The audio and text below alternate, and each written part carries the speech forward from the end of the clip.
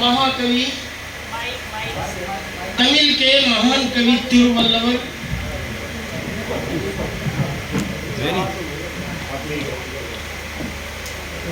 तमिल के महान कवि तिरुवल्लुवर जो आध्यात्मिक कवि थे, सुब्रमण्यम स्वामी जो देश की अस्मिता पर अपनी रचनाएं करती थे, सुब्रमण्यम भारती, कंबन जिन्होंने कंबन रामायण लिखी, उनके चरणों में प्रणाम करने के लिए ये शब्दाक्षर की सरस्वती सुपुत्र यहाँ पर आए हुए हैं। वाह, क्या बात है दादा। बड़े गौरव की बात है। ये तमिल धरती बड़ी उर्वरा धरा है, काव्य के लिए बड़ी उर्वरा रही। यहाँ पर आलवार संतों की जो काव्य परंपरा चली है, यहाँ पर 12 आलवार संत प्रसिद्ध हैं, जिन्होंने देश के साहित्य में अभिवृद्धि की है। साहित्य वह तमिल का हो या हिंदी का हो, कविता किसी भी भाषा की हो, वह हमारी बिरादरी का कवि होता है, वह हमारी बिरादरी का साहित्यकार। उन लेखन धर्माओं को प्रणाम करने के लिए ये सारे शब्दाक्षर के सपूत यहाँ पर आए हुए हैं। शब्दाक्षर के सपूत ये पूरा शब्दाक्षर नहीं है, ये तो उनमें से चुने हुए लोग हैं जो पदाधिकारी कहे जाते हैं। मोती स्वरूप हमारे बीच में यहाँ पर आप सब लोग आए हुए हैं, ये गौरव की बात है।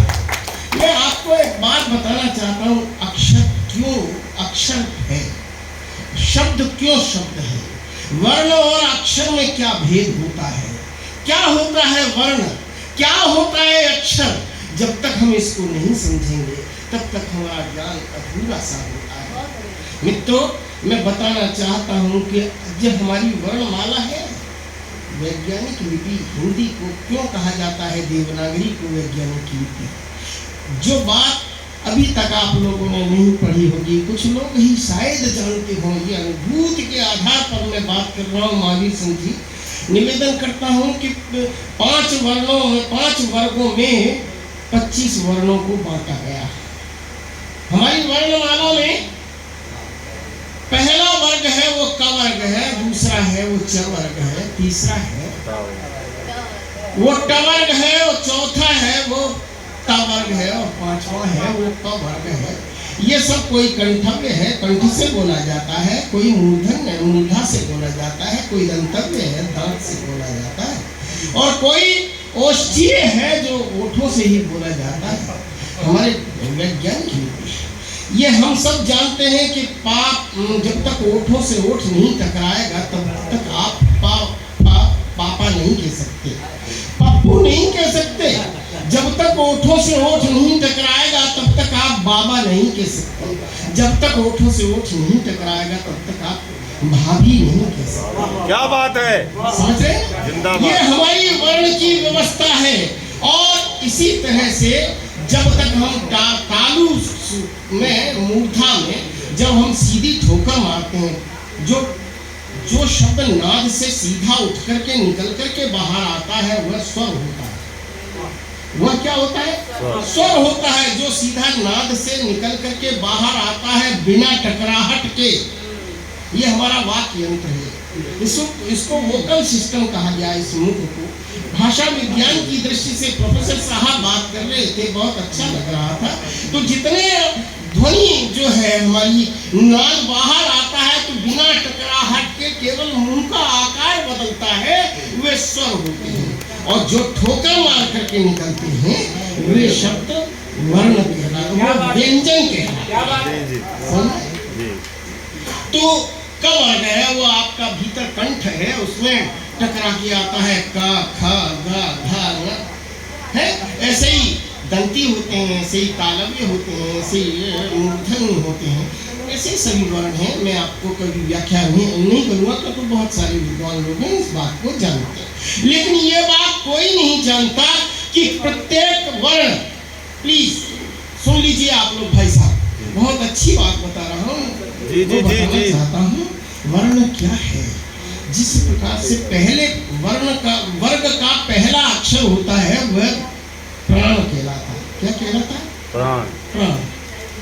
का है, चा है, टा है, ता है, पा है, ये प्राण कहलाते हैं। क्या कहलाते हैं? और वर्ग का दूसरा अक्षर है वह महाप्राण कहलाता है। क्या कहलाता है? क्या बात है। महाप्राण कहलाता है। महाप्राण जैसे खा है, जैसे छा छतरी का है, जैसे ठा ठठेरे का है, जैसे खा थाली का है, जैसे फा फल का है। पहला अक्षर देखो, मैं कुछ बहुत निर्णय की बात बता रहा हूँ, थोड़ा सा ध्यान कर लेना। पहला अक्षर प्राण, दूसरा अक्षर महाप्राण, तीसरा अक्षर घोष और चौथा अक्षर महाघोष कहलाता है और पांचवा अक्षर अनुनासिक कहलाता है। आज वर्णमाला बता रहा हूँ, एक बहुत छोटी क्लास की बात लेकिन बड़ी बात है रवि जी। अब मैं कहना ये चाहता हूँ कि जो पहला अक्षर होता है उसका द्वित्व हो जाता है। द्वित्व वाले डबल हो सकता है, का में का मिल सकता है, शक्कर तो लिखा जाता है लेकिन खा में खा कभी नहीं मिलता। क्या बात है, क्या बात है, क्या बात है। जिंदाबाद। प्राण मिल जाता है, महाप्राण का द्वित्व नहीं होता। इसी प्रकार से रवि जो सूरज है, सूरज का भी द्वित्व नहीं है, शब्दाक्षर का भी द्वित्व नहीं है।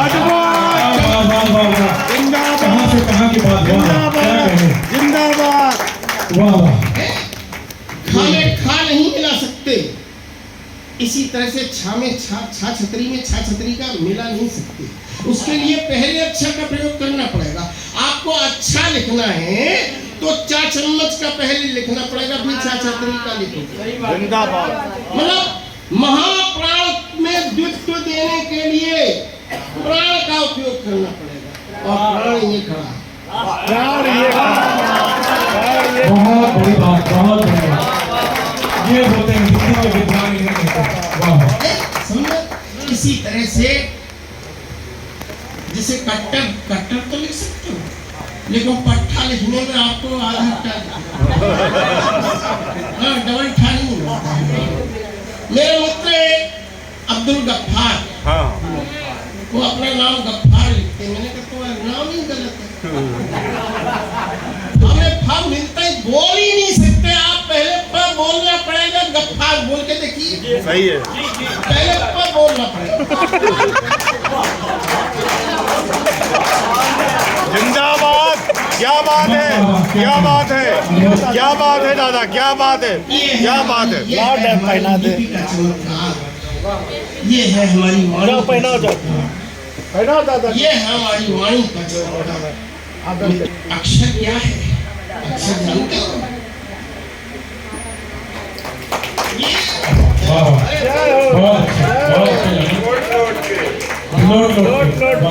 जयंती ते सुकृतियों रस सिद्धा कवीश्वरा। मित्रों, जिस वर्ण को आप बोल रहे हो वह वर्ण नहीं है, जिसको लिख रहे हो, कागज पर लिख रहे हो, वह वर्ण है। बोल रहे हो वह ध्वनि है, ध्वनि है। ध्वनि में स्फोट सिद्धांत है, स्फोटवाद होता है। क्या होता है? स्फोटवाद। योग बालक कहाँ गया जो शार्दुल पीड़ित जो पढ़ रहा है? समझ लो। जोग जी। हाँ, जोग जी। बहुत अच्छी बात मैं सोच रहा हूँ, समझ रहा हूँ, कर रहा हूँ। प्रोफेसर साहब ने मुझे जगह दिया। आपने जो वर्ण पर और उस पर बोला, उसके लिए मैं आपको धन्यवाद करता हूँ कि कभी कभी क्या होता है, इंजेक्शन अपने आप न जाने कहाँ लग जाता है। सही है, सही है। हाँ, तो अक्षर क्या है? जिसका क्षरण होता ही नहीं, वो अक्षर है। वायुमंडल में गूंजता रहता है वह शब्द ही अक्षर होता है। बेशक दादा। जो सदैव वायुमंडल में विद्यमान होता है वो अक्षर है। वह शब्दाक्षर होता है। शब्द क्या है? शब्द क्या है? शब्द हमारे यहाँ पंच तत्व हैं, तत्वों की बात आप कर रहे थे। क्षिति जल पावक गगन समीरा पंच रचित यह 5 तत्व है और 5 तत्वों की पंचेंद्रियां हैं, 5 इंद्रियां हैं और 5 इंद्रियों के 5 तन्मात्राएं हैं। शब्द स्पर्श रूप रस गंध, शब्द स्पर्श रूप रस गंध, इसमें सबसे ऊपर शब्द बैठा हुआ है। शब्द स्पर्श रूप रस गंध, तो शब्द जो है वो कान का आकाश तत्व। यह आकाश किसको कहते हैं? अवकाश को। अवकाश किसको कहते हैं? रिक्त स्थान को किसको कहते हैं? शून्य। रिक्त स्थान को आकाश कहा गया है और उसका तत्व ये शब्द है। बहुत बढ़िया था। शब्द का कभी मरण नहीं होता। बेशक बेशक। अक्षर का कभी मरण, उसका तो नाम ही अक्षर, अक्षर शरण भी नहीं होता, मरण तो बहुत दूर है। वाह क्या धन्य।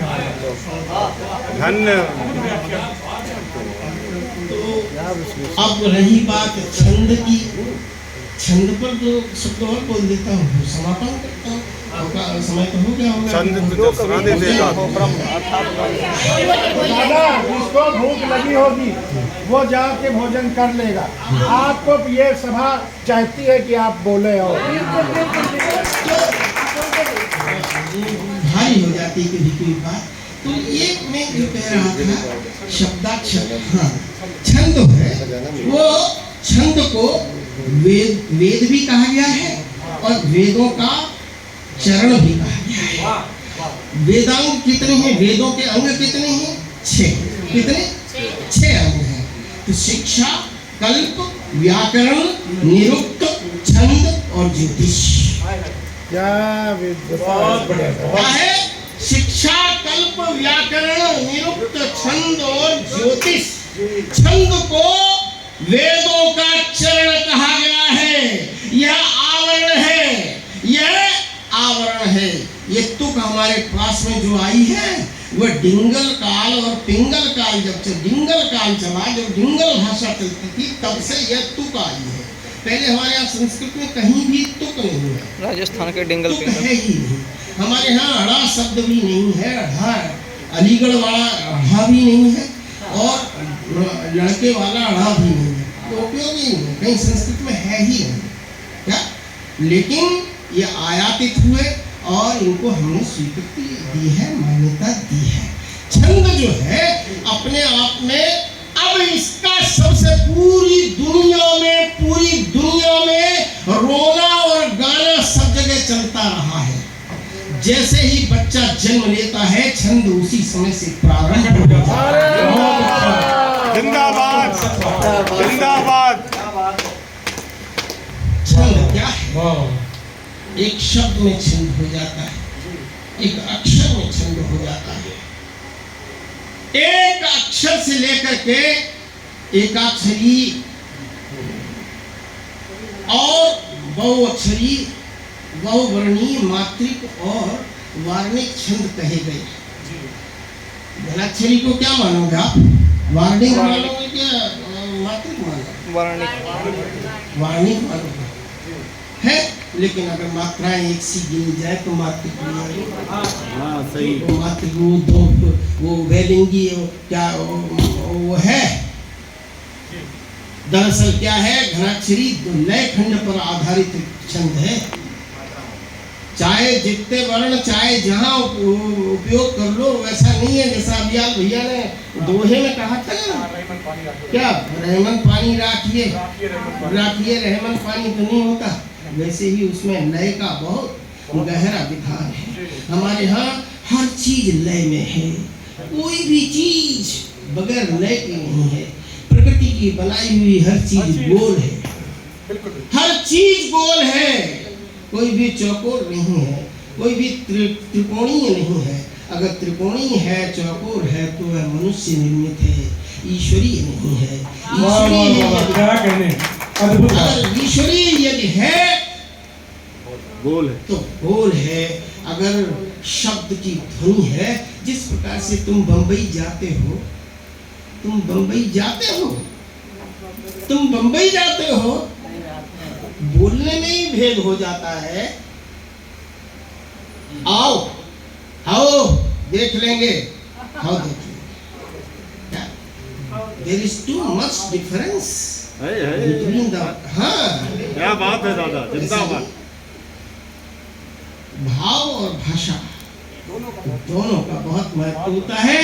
अंग्रेजी में भी वह अंग्रेज का अक्षर को बोलता है, हिंदी में भी हिंदुस्तानी का अक्षर को बोलता है, और एक फ्रेंच भी अपनी भाषा में का अक्षर को बोलता है। लेकिन उनके लिखने का वर्ण अलग है, हमारे लिखने का वर्ण अलग है।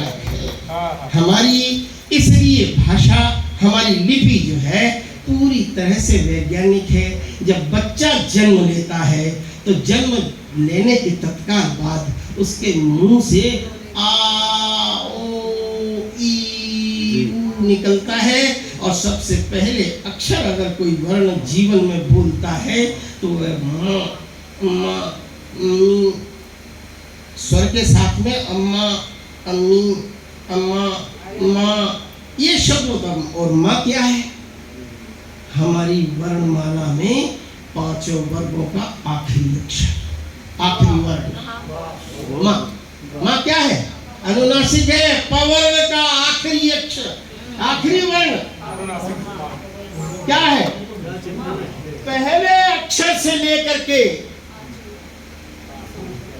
वर्ग का आखिरी अक्षर, इसको मिला करके चाहे वो अम्मी बोले, चाहे अम्मा बोले, चाहे माँ बोले, इसको ही बोलता है। यह हमारी वैज्ञानिकता है, हमारी लिपि की, देवनागरी की। बहुत बहुत धन्यवाद। अच्छा हाँ, दोहा, दोहे के बारे में थोड़ा सा बताएं। अभी हम दोहा कह रहे थे, दोहे सबसे सटीक दोहा मालूम कौन सा है?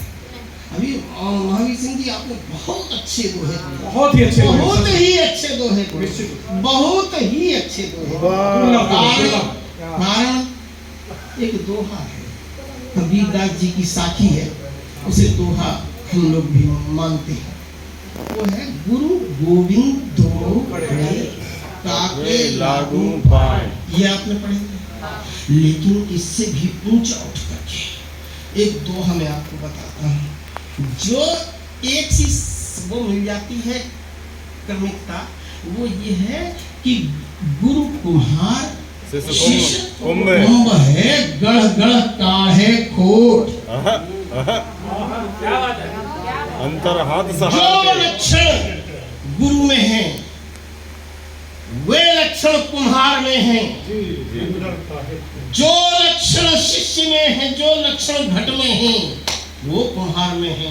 पूरे के पूरे उतार के तो वह दोहा सबसे सुंदर और सबसे सटीक दोहा माना जाता है। बिल्कुल पूरे गुण मिल रहे हैं। एक दोहा और आपको सुनाता हूँ कि अमी हलाहल मत भरे श्वेत श्याम रतनार। अमृत का काम क्या है? मत डालना। अमृत का काम, सॉरी, अमृत का काम है जिंदा रखना, अमर करना। जरा महावीर सिंह जी गहराई से देखो इस बात को मैं कहना क्या चाहता है। और हलाहल का काम क्या है? मत डालना। अमी हलाहल और मद का काम क्या है? नशा। तो देखिए, अमी हलाहल मद भरे श्वेत श्याम रतनार। अब जियत, अमृत का काम क्या है? जियत। हलाहल का काम क्या है? मरत। और मद झुकी झुकी परत। ये है। क्या बात है, जिंदाबाद दादा।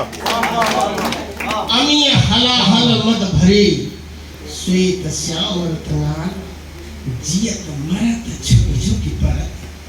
बिहारी दास कहते हैं। एक दोहा आपको तुलसीदास जी का 8 क्रियाएं हैं? कि 8 कि उदित उदय गिरि मंच पर रघुबर बाल पतंग, क्या बात है। विकसे संत सरोज सब हर्षित लोचन धन। 8 क्रिया की लोग हैं। बहुत बहुत धन्यवाद। आपने और छंद 2 छंद हम भी सुना देते बिल्कुल बिल्कुल स्वागत है। मेरे परिचय को सुना देते हैं। मैं इटावा का मूलतः चंबल के किनारे का मेरा जन्म हुआ, जिसे भदावर कहते हैं। वो चंबल और जमुना के किनारे मेरा जन्म हुआ। मेरा परिचय दादा ये परिचय देके डरा रहे हो हमको।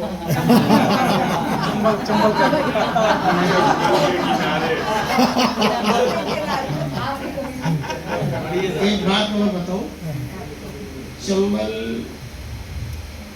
से तो डरना भी चाहिए। सही, सच है, यदि नहीं डर रहे हो सच है, सच है।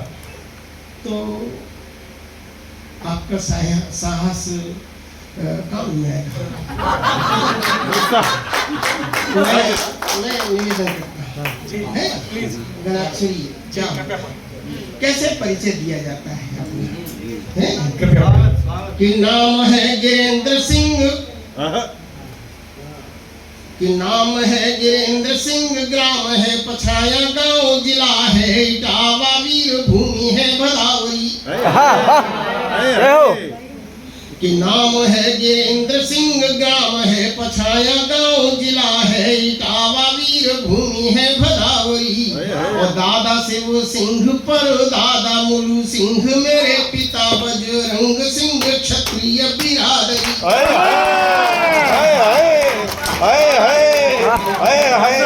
वाह वाह वाह, क्या कहना, वाह वाह, जवाब है। कि नाम है गिरेंद्र सिंह, ग्राम है पछाया, गांव जिला है इटावा, वीर भूमि है भदावरी। और दादा शिव सिंह पर दादा मुलू सिंह, मेरे पिता बजरंग सिंह क्षत्रिय बिरादरी। वाह वाह वाह, क्या कहते हैं, लाजवाब। एक हमको भी वो दे दीजिए, अद्भुत। अच्छा नहीं दे दीजिए, एक हम भी खाना चाहते हैं। जब बताइए कि नाम है गिरेंद्र सिंह, ग्राम है पछाया, गांव जिला है इटावा, वीर भूमि है भदावरी। और दादा शिव सिंह पर दादा मुलू सिंह, मेरे पिता बजरंग सिंह क्षत्रिय बिरादरी। तो संबल स्वयमुना का चंबल का जंगल है, मंगल मंगल में बीती है विभावरी। और वही मेरा जन्म हुआ, प्राण संस्कार मिले, जहाँ शेर और शूर करते बराबरी।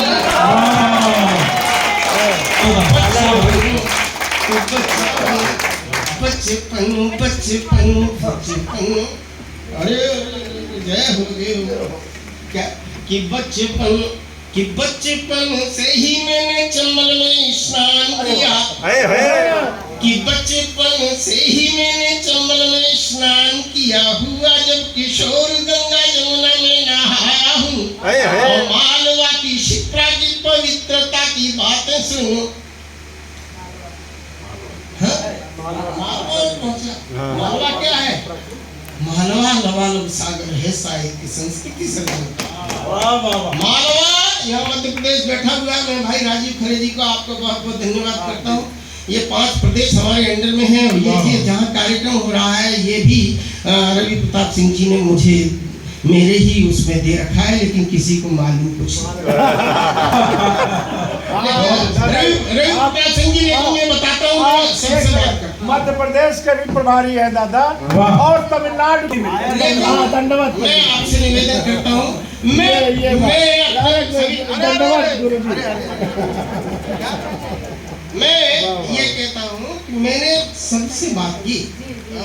रवि भैया आपको शायद मालूम नहीं होगा, मैं बराबर इनसे ये जरूर पूछता रहता हूँ क्या क्या गतिविधि चल रही है, क्या चलाओ वहाँ पर कुछ न कुछ कार्यक्रम करते रहो, क्या ये मैं कहता रहता हूँ। और अभी और भी कहूँगा ये कि आप अपने घर जाना। तो अभी 14 सितंबर आ रहा है, उस 14 सितंबर को हर जिले में जहाँ जहाँ आपकी इकाई गठित है वहाँ पर एक एक आयोजन करने और करवाने की निर्देश आप लोग सब जगह देना और खुद भी करना। और ये मेरी इच्छा है हिंदी दिवस पर 14 सितंबर है बहुत करिए है। मैं क्या कह रहा था कि बचपन से ही मैंने चंबल में स्नान किया, हुआ जब किशोर गंगा जमुना में नहाया हूँ। मालवा की शिप्रा की पवित्रता की बातें सुन, महाकाल की विशालता में डूब पाया हूँ। तो नदी नर्मदा भी जहाँ नल में उतर कि नदी नर्मदा भी जहाँ नल में उतर आई, ऐसे स्वाभिमानी इंदौर का बुलाया हूँ। और सरल सुमन कालिदास की परंपरा में भोज और विक्रम की भूमि चलाया हूँ। बहुत धन्यवाद। जय हिंद सबको। गगनचुंबी आपकी ऊंचाइयां, आपके व्यक्तित्व की गहराइयां हम भुला सकते नहीं हरगिज कभी। आपके व्यक्तित्व की गहराइयां, आपके सानिध्य की पवनाइयां।